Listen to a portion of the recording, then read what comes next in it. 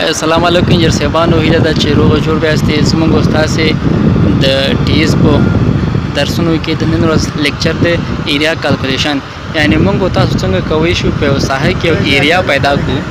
که چیرې زموږ تاسې ایریا اکثر ځای کې تاسو اوسېږي چې مستطیل، مربع یا مثلث شکل لري، نو هغه بدون د ټیز هم موږ کولی شو. خو ځینې ځایو کې اکثرت په ساحه کې د ایریا ډېرې زولې لري، ډېرې کنجونه لري، نو که چیرې مثلث او مستطیل ته برابر ډېر وخت نیسي، نو دې د خاطر موږ تاسو کولی شو ټیز په واسطه باندې په اسانۍ سره ډېر کم وخت کې دغه ایریا محاسبه کړو.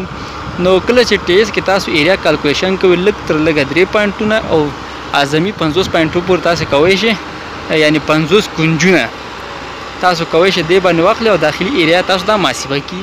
نو دې د خاطر اول موږ تاسو راځي په مینو باندې، کله چې په مینو باندې کلیک وکړو دلته راځو ایریا کالکولیشن ته، دې باندې کلیک کوو. سټیشن اورینټیشن یعنې مخکې تر مخکې چې موږ ایریا کالکولیشن کول باید خپل هغه سیټ کړو، نو دا فرض وو چې دا سیټ دی. راځو په ایریا کالکولیشن باندې کلیک کوو. چې کلیک مو وکړو دلته راځو خپل هغه لومړنی پوینټ مثلا اخلو موږ تاسې دې باندې کلیک کوو. فرضاً د څو ځلي چې موږ غواړو مساحت پیدا کړو، یو کونج باندې یو پوینټ موږ واغوستو، دا اوکې کوو. راځو اوس دویم پوینټ باندې ځو، ماشین ته وو دویم پوینټ ته.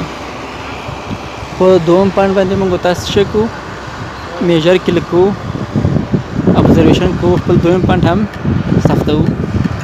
دا مو دویم پوینټ واغوستو. اوس راځو خپل دریم پوینټ باندې میجر کوو،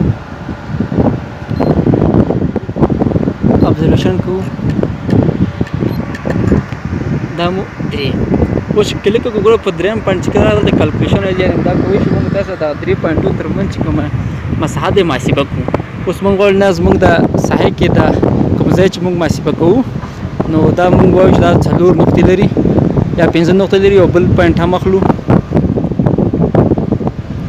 میجر باندې کلیک کوو، بیا راځو ابزرویشن کوو،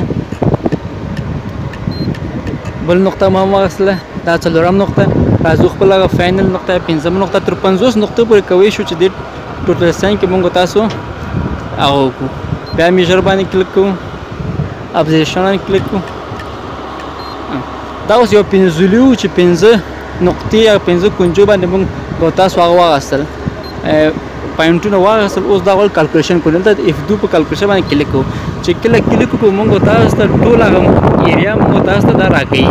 نو دلته موږ ته راکوي دا 5 نقطې تاسو وایي اخیستې دي. 5 نقطو کې ستاسو ټول ایریا 0.123 متر مربع ستاسو مساحت دی، یعنې دغه 5 نقطو تر منځ چې کوم مساحت دی، کوم سطحه ده، ساحه ده، دا ټول 0.123 متر مربع ځای دی. دې باندې کلیک کوو. دا نو زموږ په ډي ایس کې د ټوټل سټیشن ایریا کالکولیشن آپشن چې تاسو ته وړاندې شو.